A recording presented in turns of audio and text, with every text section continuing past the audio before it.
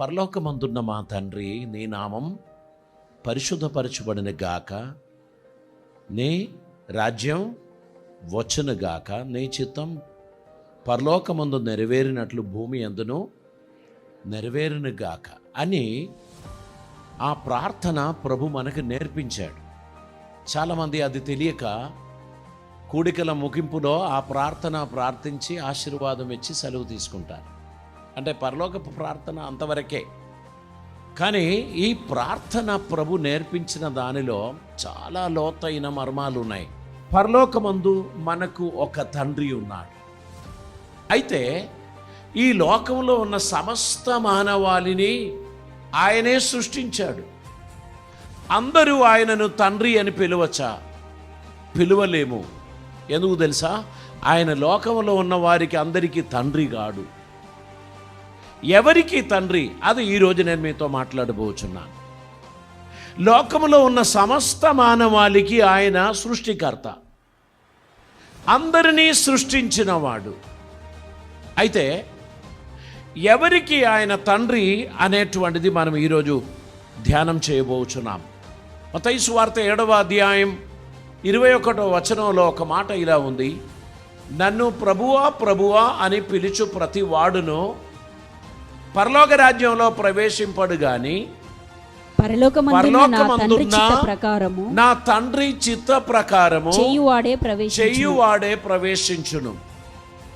ఇక్కడ పరలోకమందున్న తండ్రిని గురించి యేసు ప్రభు వారు తెలియపరుస్తున్నారు. ఆయన చిత్తం నెరవేర్చు వారందరూ పరలోకములో ప్రవేశిస్తారు. లోకములో పుట్టిన ప్రతి మానవుడు పరలోకములో ప్రవేశింపడు, మరియు నన్ను ప్రభువా ప్రభువా అని పిలిచేవారు కూడా ప్రవేశింపడు. ఎవరు ప్రవేశిస్తారు? పరలోకమందున్న నా తండ్రి చిత్త ప్రకారం చేయువాడే ప్రవేశిస్తాడు. సృష్టికర్త అయిన దేవుడు మనుషుల చేత సేవింపబడిన వాడు కాడు. ఆయన ఆదిని కలుగజేసిన వాడు, ఆదికి ముందున్నవాడు ఆయన. అనగా మనం ఆయనను ఏమని పిలుస్తాం? అనాది. అనాది కాలమందు శాశ్వతముగా నిలిచి ఉండు మన దేవుడు. ఈ దేవుడు సమస్త మానవాళిని సృష్టించాడు. మానవునికి మాత్రం దేవుడు ఆలోచించినట్లు ఆలోచించే శక్తినిచ్చాడు, నిర్ణయం తీసుకోవడానికి ఉన్న అధికారం ఇచ్చాడు. అందుకే దేవుడు సమస్త అధికారమును మానవునికి ఇచ్చి తన పోలిక చొప్పున తన స్వరూపమందు అతని చేశాడు.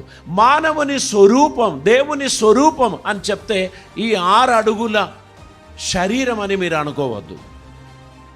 దేవుని సాదృశ్యం అని చెప్పిన దానిలో ఏమున్నది? దేవుని ఊపిరి మానవుని నాసికారంధ్రములో మాత్రమే ఊదాడు. జంతువుల నాసికారంధ్రంలో దేవుడు తన శ్వాస ఊదలేదు. కలుగునుగాక అన్నాడు. అవన్నీ కలిగినది. సమస్త జంతువులు కలుగును గాక, ఆకాశ పక్షులు కలుగును గాక, సమస్త మత్స్యములు కలుగును గాక అని చెప్పినప్పుడు అవన్నీ రకరకాలైన మత్స్యాలు, జంతువులు, పక్షులు అన్నీ కలిగింది. కానీ నరుని తన చేతులారా సృష్టించి అతని నాసికారంధ్రములో జీవవాయువు ఊదినప్పుడు నరుడు జీవాత్మ అయ్యను. నరునికి ఆలోచించే శక్తినిచ్చాడు, నిర్ణయం తీసుకోవడానికి ఉన్న అధికారం ఇచ్చాడు. లెఫ్ట్ హ్యాండ్, రైట్ హ్యాండ్ అని దేవుడు చెప్పినప్పుడు మాత్రం మనం తిరిగే వాళ్ళమైతే రోబోట్స్ లాగా అయిపోయేవాళ్ళం. ఏమీ ఫ్రీడమ్ మనకు ఉండేది కాదు. మనం ఏది ఆలోచించడానికి వీల్లేదు, ఏది చేయడానికి వీల్లేదు. ఎవరో ఒకరు కమాండ్ ఇచ్చినప్పుడు మాత్రం పనిచేసే వ్యక్తిగా ఉంటే మనం స్వేచ్ఛ కలిగిన మనుషులం కాము. ఇప్పుడు మనము మంచిదానిని చెడ్డదానిని గుర్తుపట్టడానికి ఉన్న జ్ఞానం దేవుడిచ్చాడు. ఎందుకంటే ఆయన పోలికగా మనల్ని చేశాడు గనక.